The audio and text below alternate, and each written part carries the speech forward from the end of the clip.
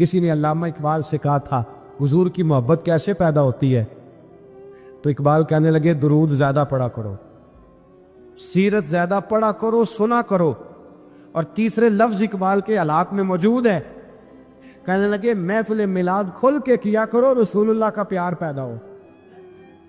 حضور کے میلاد کی محفل کھل کے زیادہ کیا کرو، نبی پاک کا پیار پیدا ہوگا۔ اس پیار کے سوتے کو کبھی خشک نہ ہونے دے۔ ساری زندگی ایک بندہ کہتا رہے لا الہ الا اللہ، لا الہ الا اللہ، لا الہ، مسلمان ہو جائے گا؟ کیوں جی؟ اللہ کو تو مان رہا ہے، کہتا میں اللہ کے سوا کسی اور کو مانتا ہی نہیں۔ ساری زندگی اس نے پڑھا ہے، اور رب کہتا ہے مجھے تیرے کلمے کا اعتبار ہی نہیں۔ یا اللہ تجھے کب اعتبار ہوگا؟ فرمایا کہ اپنی زبان سے محمد الرسول اللہ، کہ اپنی زبان سے محمد الرسول اللہ، کہ جب تک تو میرے محبوب کا اقرار نہیں کرتا، اعلان نہیں کرتا، غلامی میرے نبی کی جب تک تو نہیں تھامتا، تب تک میں تیرے کلمے کا اعتبار نہیں کرتا۔ میرے بھائی یہاں دنیا میں بھی جب تک ذات رسالت کو نہ مانے، اس کا ایمان مکمل، حضور سے پیار نہ کرے تو ایمان مکمل، بھائی سمجھ لے، غور کرے، ایمان بھی مکمل نہیں۔ اچھا جی قبر میں چلے تھے، کتنے سوال ہوتے ہیں قبر میں؟ بولے کتنے سوال ہوں گے؟ اللہ آپ کو خوش رکھے، 3 سوال ہوں گے۔ پہلا کیا ہے؟ تیرا رب کون ہے؟ میں مثال دینے لگا ہوں، کسی نے انکار کر دیا، کہنے لگا ہا ہیتا لا ادری، میں نہیں جانتا، تو اللہ کو نہیں مانتا تو چاہیے نا رب جہنم میں ڈال دے، پر اللہ نے دوزخ میں نہیں ڈالا، نہیں ڈالنا۔ ابھی دوسرا سوال پوچھو، ما دینو کا، تیرا دین کیا ہے؟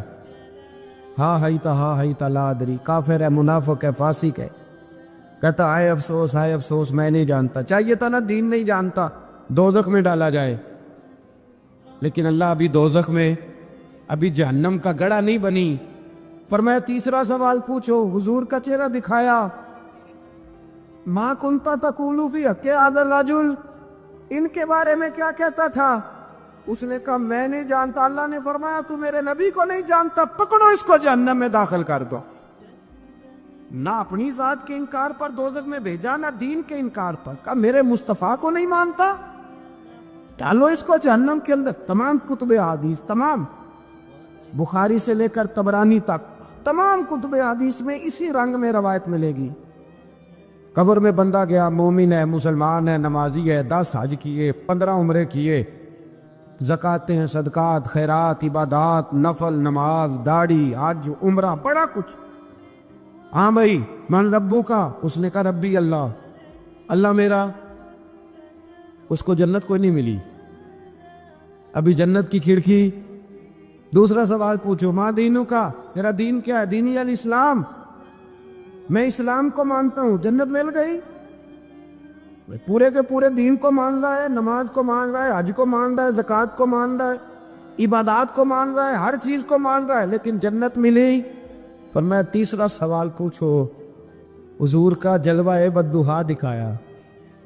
کچھ لوگ غلط ترجمہ کرتے ہیں، یہاں بھی کہتے ہیں پوچھا جائے گا یہ کون ہے، یہ لفظ نہیں ہے، ما کنت تقول فی حق ھذا الرجل۔ اللہ فرمائے گا یہ بتا دنیا میں میرے نبی کو کیا کہا کرتا تھا، ان کے بارے میں تو دنیا میں کیا کہا کرتا تھا۔ تو جو کہا کرتا تھا وہ کہہ کے اسی وقت پکار اٹھے گا کہ میں کہا کرتا تھا یا نبی پکارا کر، میں یہ کہا کرتا تھا یا نبی، میں یہ کہا کرتا تھا کہ دشمن احمد پہ شدت کیجئے، ملحدوں سے کیا مروت کیجئے، اور شرک ٹھہرے جس میں تعظیم حبیب، اس پورے مذہب پہ لعنت کیجئے، اور مثل پارس زلزلے ہو نجد میں ذکر آیاد ولادت کیجئے، اور غیظ میں جل جائے بے دینوں کے دل، یا رسول اللہ کی کثرت کیجئے، یا رسول اللہ کی کثرت میں یہ کہا کرتا تھا۔ اچھا اس نے اللہ کو مانا، دین کو مانا، جنت نہیں ملی۔ جب کہنے لگا نا ہوا محمد الرسول اللہ صلی اللہ علیہ وسلم، جب حضور کو پہچانا، حضور کو، نبی پاک کو پہچانا، تو فرمایا نہیں میرے یار کو جانتا ہے، اب کھول دو جنت کا دروازہ۔ تو بھائی مغز قرآن، روح ایمان، جان دین، ہست حب رحمت للعالم، حضور کی محبت اصل ہے دین کی۔ قرآن مجید سورہ توبہ آیت نمبر 24، کوئی تفسیر نہ پڑھیں، صرف اس آیت کا ترجمہ پڑھیں۔ فرمایا محبوب کہہ دے تمہارے باپ بھی، تمہارے بیٹے بھی، تمہارے بھائی بھی، تمہاری عورتیں بھی، تمہارا سارا ہی خاندان، بات ہی ختم کر دی، تمہارا سارا ہی خاندان، واموال انک طرف تمہا، اور تمہارا کمایا ہوا مال، وتجارۃ تخشون کسادہا، اور تمہاری وہ تجارت جو تم نے محنت کر کے کاروبار چمکایا ہے اور تم ڈرتے ہو کہ نقصان نہ ہو جائے، ومساکن ترضونہا، اور تمہارا وہ رہنے کا مکان جو تمہیں بڑے پسند ہیں، یہ ساری چیزیں گنوا کے کہا احب الیکم من اللہ ورسولہ، اگر یہ چیزیں تمہیں خدا سے زیادہ پیاری ہو اور خدا کے رسول سے زیادہ پیاری ہو، وجہاد فی سبیلہ، اور ان کے رستے میں جہاد سے زیادہ پیاری ہو، پھر کیا کرو؟ فتربصوا، انتظار کرو، حتی یاتی اللہ بامرہ، یہاں تک کہ اللہ تم پر اپنا عذاب لے آئے گا۔ اگر تمہیں تمہارے باپ، تمہارے بیٹے، تمہاری اولاد، تمہارا کنبہ، تمہارا خاندان اگر مصطفیٰ کریم سے زیادہ پیارا ہوا تو پھر اللہ کیا کرے گا تم پر؟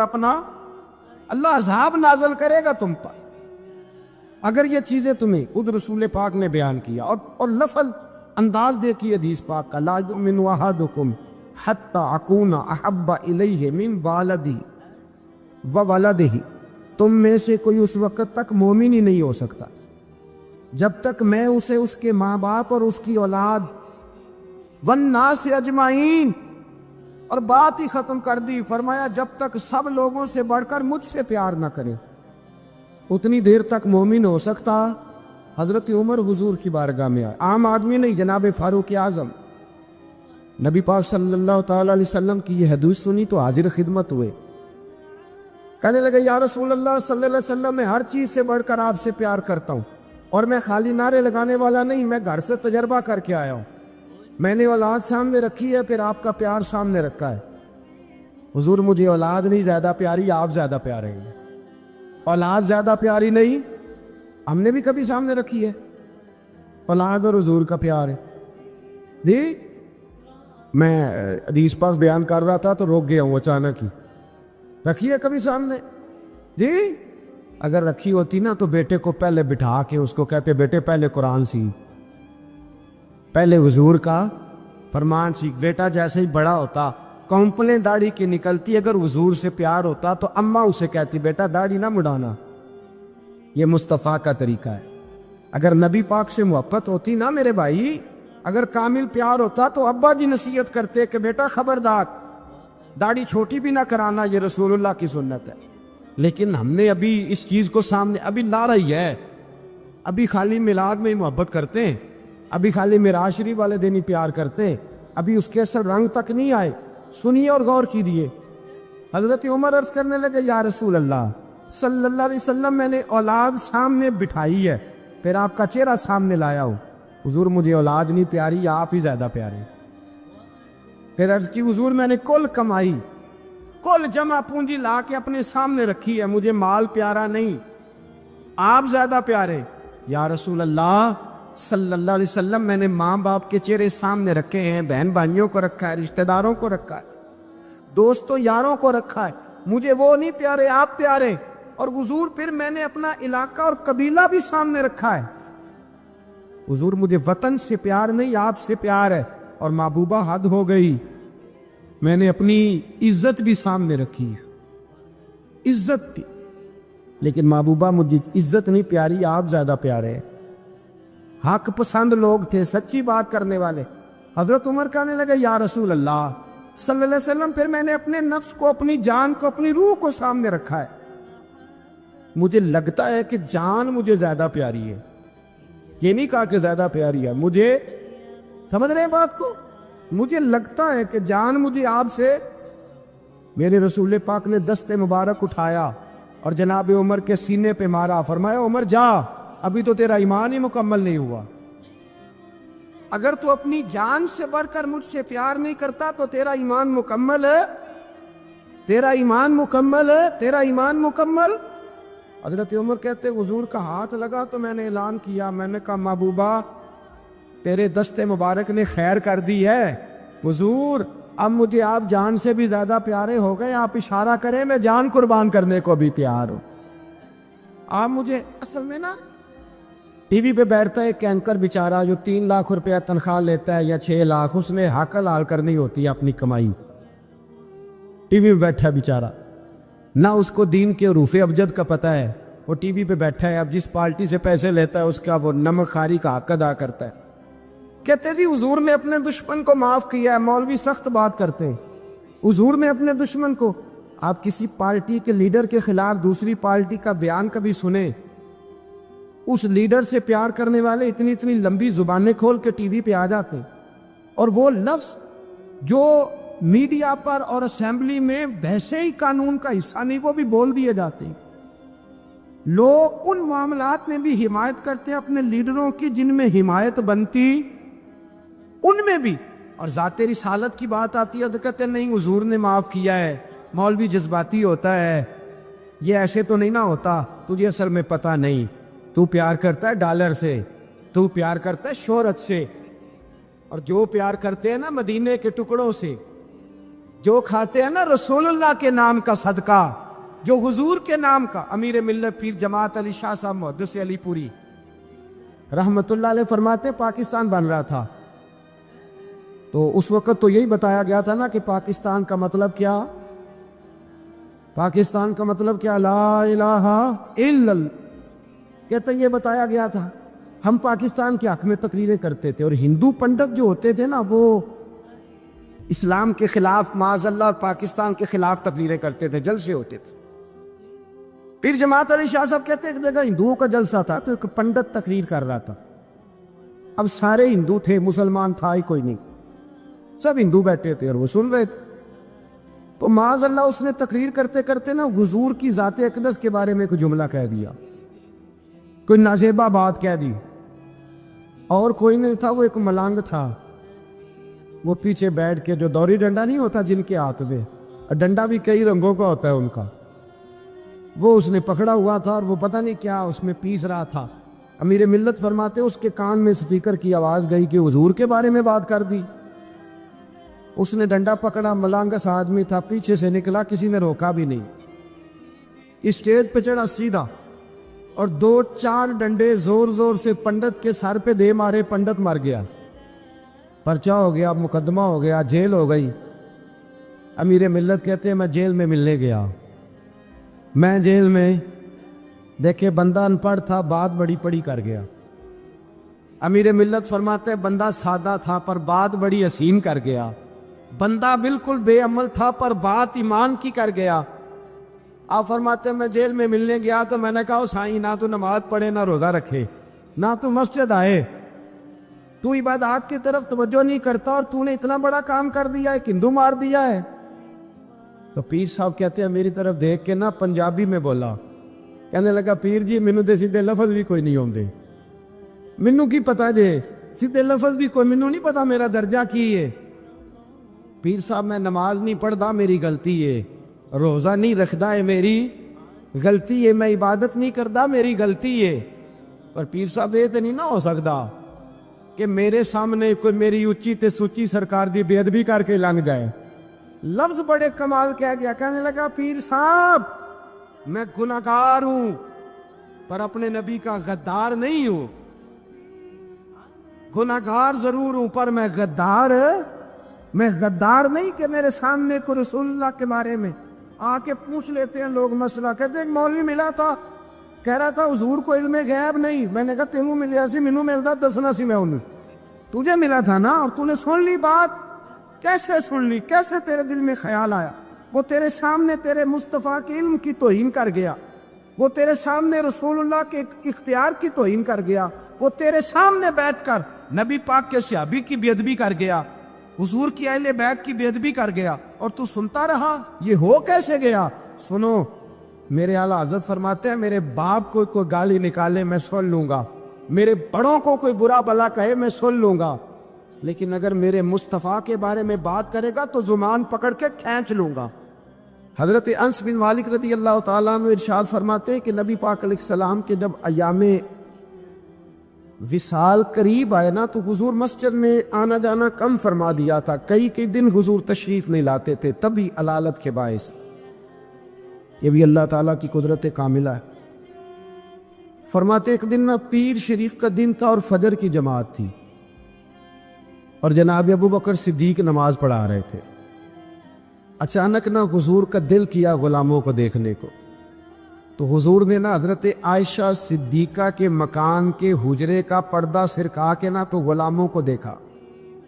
اب تو ماشاءاللہ بہت سارے لوگوں نے مدینے کی زیارت کر لی ہے نا، آپ جانتے ہیں کہ یہاں کر کے ان کا مکان ہے، تو یہاں اگر سامنے امام کھڑا بھی ہو تو مقتدی دیکھ بھی لے پردہ سرکا ہے، تو یہ پہلے والے دیکھ لیں گے جو قریب ہیں، آخری والے تو نہیں نا دیکھ بھائی یہاں سے پردہ سرکایا کسی نے، تو یہ 5 7 10 جو قریب کے نمازی ہیں وہ تو دیکھ لیں گے، تو وہ جو صف کے اینڈ پہ ہیں وہ کیسے دیکھیں گے، اور صف کا جو امام ہے وہ کیسے دیکھے گا؟ اور حدیث میں بخاری مسلم سے پیش کر رہا ہوں۔ حضرت انس بن مالک کہتے ہیں نبی پاک نے جب پردہ سرکا کے چہرہ انور دکھایا نا تو فرماتے ہیں ہمیں یوں لگا کہ قرآن کا صفحہ کھل گیا ہے۔ آپ فرماتے ہیں جب ہمیں لگا نا قرآن کا صفحہ کھل گیا تو حضرت ابو بکر صدیق نے چاہا کہ نماز چھوڑ کے پیچھے آ جائے تاکہ حضور امامت کرائیں، تو حضرت انس بن مالک فرماتے ہیں اجتماعی طور پر سب کا یہاں تک ہم پہنچ گئے تھے کہ شاید چند سیکنڈ اور گزریں گے تو ہم نماز توڑ دیں گے، فرض نماز توڑ دیں گے۔ ویسے کسی صوفی کا شعر پڑھیں تو لوگ اعتراض کرتے ہیں، اب حدیث سنا کے پڑھ لو خیر ہے، ویسے کسی صوفی کا شعر پڑھیں تو لوگ کہتے ہیں تو دیکھو جی بابے نے کیا کہہ دیا، یہ حدیث بخاری ہے اور بابا اس کا ترجمہ کرتا ہے۔ حضرت خواجہ صاحب فرماتے ہیں نماز پڑھا کہ میں تیں وال ویکھاں، کیا انداز گفتگو ہے، کہنے لگے نماز پڑھا کہ میں تیں وال ویکھاں مینو کعبہ بھول گیا آئی، نماز پڑھا کہ میں تیں وال دیکھاں مینو کعبہ بھول گیا آئی، بھول کے سب سوم صلاتاں ہکو یار دا فکر پہ آئی، مینو بھول گئیاں سب سوم صلاتاں ہکو یار دا، نماز پڑھا کہ میں تیں وال ویکھاں مینو کعبہ بھول گیا آئی۔ اب اعلیٰ حضرت کی بھی ایک بات کر لیں، فاضل بریلوی فرمانے لگے حاجیو آؤ شہنشاہ کا روضہ دیکھیں، کعبہ تو دیکھ چکے اب کعبے کا بھی کعبہ دیکھو۔ تو حضرت انس بن مالک رضی اللہ تعالیٰ عنہ فرماتے قریب تھا کہ نماز ٹوٹ جاتی، نماز ٹوٹ جاتی تو رسول پاک پہلے مسکرائے، پھر حضور نے وہیں سے اشارہ کیا کہ نہیں نماز مکمل کرو۔ اب ایک مسئلہ شرعی یہ بھی سن لیں کہ نماز میں لقمہ وہ دے گا جو نماز میں شامل ہوگا، جو ٹوٹیوں پہ بھی وضو کر رہا ہے وہ لقمہ نہیں دے گا، اور اگر امام نے قبول کر لیا تو نماز ٹوٹ جائے گی، پر حضور تو شامل نہیں تھے نا، پر صحابہ نے لقمہ دیا، حضور نے لقمہ دیا اور صحابہ نے لقمہ قبول کیا، لیکن کسی کی نماز ٹوٹی۔ چلتے چلتے بخاری سے ایک اور حدیث پڑھ لیتے۔ نبی پاک علیہ السلام ایک قبیلے کی صلح کرانے چلے گئے، فرمایا اگر مجھے دیر ہو گئی تو ابو بکر سے کہنا جماعت کرا دے، جس ابو بکر کو نبی پاک مصلی پہ کھڑا کرے وہ واقعی ساری امت کے امام ہے، جنہیں حضور مصلی دے، ابو بکر سے کہنا جماعت کرا دے۔ حضرت صدیق ایک پر کھڑے ہو گئے تو نبی پاک بھی آ گئے، جماعت کھڑی ہوئی تھی کہ حضور بھی پہنچ گئے۔ شارحین کہتے 3 5 یا 7 صفیں تھی صحابہ کی، حضور جس صف میں جاتے صحابہ جگہ چھوڑ دیتے، یہ بخاری مسلم ہے۔ صفیں ٹوٹتی رہی پر نماز کسی کی بھی نہیں ٹوٹی، اور حضور پہلی صف کے پیچھے جا کے کھڑے ہوئے تو حضرت ابو بکر صدیق نے ایک قدم پیچھے اٹھایا، حضور نے اشارہ کیا چل پڑھا نماز، نماز پڑھا کہ میں تیں ول ویکھاں مینو کعبہ بھول گیا آئی، بھول گئے نہیں سب سوم صلاتاں ایک کو یار دا فکر پہ آئی۔ 2 3 دفعہ حضور نے اشارہ کیا پر جناب صدیق ایک پر پیچھے ہٹ گئے، حضور مصلی پہ چڑھ نماز پڑھائی، تو نماز کے بعد فرمایا جب میں نے جو کہا تھا، اب لوگ کہتے ہیں حضور نے خود ہی تو کہا ہے، تو حضور فرمانے لگے ابو بکر جب میں نے جو کہا تھا کہ جماعت کراؤ تو کیوں نہیں کرائی، بخاری ہے۔ حضرت صدیق اکبر نے ہاتھ باندھے تو رو پڑے، عرض کرنے لگے حضور اب ابو قحافہ کے بیٹے کی اتنی جرت تو نہیں نا کہ نبی پاک کے مصلی پہ کھڑے ہو کے نماز چڑھائے، حضور پیچھے ہو اور یہ مصلی پہ نماز، اتنی ضرورت تو نہیں نا. تو رسول اللہ کی محبت اصل ایمان.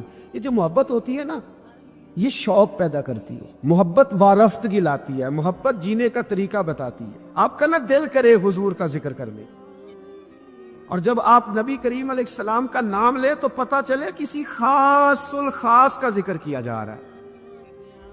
آپ کے چہرے کے تاثرات بتائیں کہ آپ کو مصطفیٰ کریم سے بڑا پیار ہے. آپ نعت سنیں تو آپ کا دل لگے، جمے، شوق ہو. آپ مدینہ، ایک صاحب آئے مدینہ شریف سے مجھے ملنے کے لیے، واپس آئے تو کہنے لگے حضرت صاحب آپ، میں نے ارادہ کیا ہے غریبوں کی مدد کروں گا، یتیموں کی مدد کروں گا، عمرہ میں نے کر لیا. میں نے کہا یار یہ بات تیری ٹھیک ہے، نفل یا عمرے سے بہتر تھا غریب کی مدد کرتا، پر تو یہ نہ کہے کہ میں نے اب جانا نہیں، یہ اچھا نہیں لگتا. تو کہے کہ اللہ مجھے بار بار لے جائے، ہر بار لے جائے. وہ تو فلسفہ جو بیان کر رہا ہے وہ ٹھیک ہے، لیکن جو محبت والے معاملات ہیں نا ان میں کوئی کمپرومائز ہو سکتا؟ حضور سے محبت. حضرت ابوبکر صدیق کے ابا جی کلمہ پڑھ گئے تھے جب مکہ فتح ہوا نا، تو حضرت ابو قحافہ نے کلمہ پڑھا. اب وہ مدینہ مکہ مکرمہ میں نبی پاک کی بارگاہ میں کلمہ پڑھنے حاضر ہوئے. جناب صدیق اکبر بڑے راضی تھے، ان کے بچے بھی مسلمان تھے، بچیاں بھی مسلمان تھیں، پوتے بھی مسلمان تھے، نواسے بھی مسلمان. حضرت صدیق اکبر آج بڑے راضی ہیں کہ دیکھو میرے ابا جی بھی کلمہ پڑھ گئے. بڑے راضی، بڑے راضی، اور اتنے راضی کہ کبھی یہاں بیٹھتے، کبھی وہاں بیٹھتے، کبھی حضرت علی کو بتاتے، کبھی حضرت طلحہ کو بتاتے، کبھی حضرت زبیر کو بتاتے، کبھی عمر فاروق کو، کبھی عثمان غنی. یار دیکھا تم نے، اللہ نے کرم کیا، میرے ابا جی بھی مسلمان ہو گئے، اب میری 4 نسلیں حضور کی غلام بن گئی. کیا بات ہے. جب ان کی کیفیت دیکھی نا،